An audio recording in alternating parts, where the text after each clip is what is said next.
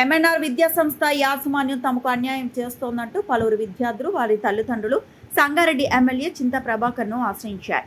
విద్యార్థులను ఎంఎన్ఆర్లో చేర్పించే సమయంలో యాజమాన్యం చెప్పిన విధంగానే ఫీజు చెల్లించి అడ్మిషన్లు తీసుకున్నామని తల్లిదండ్రులు ఎమ్మెల్యేకు వివరించారు.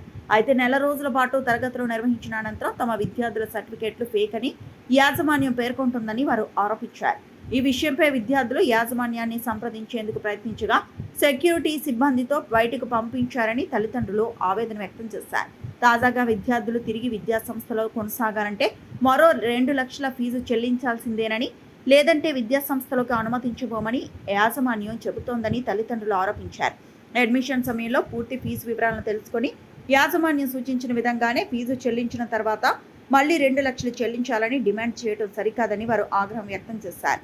ఈ వ్యవహారంలో తమ పిల్లల చదువుకు నష్టం కలగకుండా న్యాయం చేయాలని కోరుతూ విద్యార్థులు తల్లిదండ్రులు ఎమ్మెల్యే చింతా ప్రభాకర్ను కలిసి తమ సమస్యను వివరించారు.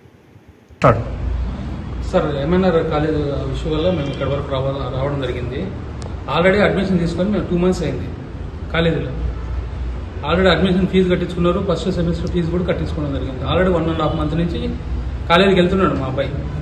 ఇప్పుడు ఈ మొన్న 3 days బ్యాక్ స్టూడెంట్స్ అందరినీ పిలిచి ఒక 80 members 70 members దాకా పిలిచి మీ మొత్తం జీమెయిల్స్ ఫేక్ పెట్టారు, ఇది పెట్టారు, అది పెట్టారు, మీ మీద లీగల్ యాక్షన్ తీసుకుంటాము అని చెప్పేసి బెదిరించడం జరిగింది. ఆ రోజు స్టూడెంట్స్ భయపడిపోయేసి అసలు ఇంటికి కూడా లేట్గా వచ్చారు. తర్వాత ఏం జరిగిందని ఎంక్వైరీ చేస్తే ఈ విధంగా పిల్లలు ఈ విధంగా జరిగిందని చెప్పారు. మేము 3 days నుంచి కాలేజీకి పోతున్నాం. కాలేజీకి పోయి మీరు ఆల్రెడీ అడ్మిషన్ తీసుకున్నారు, సెమిస్టర్ ఫీజు కూడా కట్టించుకున్నారు కదా, ఈ రోజు ఏమొచ్చింది మీకు, ఏమన్నా ప్రాబ్లం అంటే పేరెంట్స్ని పిలవాలి కదా అని మాట్లాడితే వాళ్ళు నిన్న ఒకరు మాట్లాడినారు, ఈ రోజు ఎస్కేప్ అయ్యారు. ఈ రోజు మాట్లాడినాడు, మళ్ళీ 2 days తర్వాత రమ్మన్నారు. ఈ విధంగా ఎవరితో మాట్లాడితే మేము వాళ్ళ మరుసటి రోజు ఉండడం లేదు, ఎస్కేప్ అయిపోతున్నారు. మాది ఎటువంటి తప్పు లేకపోయినా కూడా మీదే తప్పు చేస్తున్నారు, మీ అబ్బాయి తప్పు చేశారు లేదా మీ పేరెంట్స్ తప్పు చేసినారు అని మాట్లాడుతున్నారు. మొత్తం తప్పు అంతా యాజమాన్యానికి ఎంఎన్ఆర్ యూనివర్సిటీ. సార్, ఫీజు వచ్చేసి మేము 1 lakh మాట్లాడుకున్నాం ఆ రోజు. అది 2 times కట్టుకునేటట్టు మాట్లాడుకున్నాం. Already first semester 50,000 admission fee ఒక 20,000 దాకా కట్టించుకున్నారు. మళ్ళీ ఎక్స్ట్రా అది ఇది చెప్పి ఎగ్జామ్ ఫీజు అది మళ్ళీ 10,000 కట్టించుకున్నాం. అంతా మేము కట్టేసాం. ఈ రోజు ఏం చెప్తున్నారు, మీ ఫీజు కావాలని మీకు ఇచ్చేస్తాం రిటర్న్, ఇవి సరిలేవు, అవి లేవు, ఇవి లేవు అని చెప్పి వాళ్ళే సృష్టించుకొని ఈరోజు మళ్ళీ ఏదో రకరకాలు మాట్లాడుతున్నారు. ఫుల్ అమౌంట్ కట్టాలా, 1,60,000 కట్టాలా, 1,80,000 కట్టాలా అని ఫిగర్లు చెప్పట్లేదు. కానీ ఇది ఈ విధంగా వాళ్ళ దొంగనాటకాలు, లేదంటే డబ్బులు రిటర్న్ ఇచ్చేస్తాము, మీరు ఎక్కడ కావాలంటే వెళ్ళండి అని మాట్లాడు. ఈ రోజు అన్ని కాలేజీలన్నీ క్లోజ్ అయిపోయినాయి, అడ్మిషన్లు అన్నీ అయిపోయినాయి. ఇప్పటికిప్పుడు వెళ్ళాలంటే ఎలా వెళ్తాం మేము చెప్పండి. ఇంకా 2 days అది కూడా ఏం చెప్తున్నారు, ఈ రోజు మాట్లాడుతున్నాం, మాకు థర్స్డే వరకు టైం ఇవ్వండి, ఇంకా 5 రోజులు ఉంది, మండే రోజుతో క్లోజ్ అయిపోతాయి అన్ని కాలేజీలన్నీ. థర్స్డే వరకు గురువారం వరకు మేము ఏం చేయాలని మాట్లాడుతున్నాం. గురువారం రోజు మీకు చెప్తామంటున్నారు. అప్పటి వరకు ఏ కాలేజీ ఉండదు. ఈ విధంగా మేము రోడ్డు పడాల్సి వచ్చింది. మేము సార్, మేము ఇక్కడ ఎంఎన్ఆర్ యూనివర్సిటీ ఇష్యూ మీద వచ్చాము. మా పిల్లల అడ్మిషన్స్ కోసము అడ్మిషన్స్ ఇచ్చాము అక్కడ.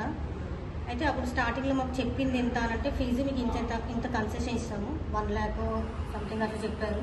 చెప్పినప్పుడు మేము అన్ని సర్టిఫికేట్స్ ఇచ్చాము, ఓకే అన్నారు, అంతా అయిపోయింది.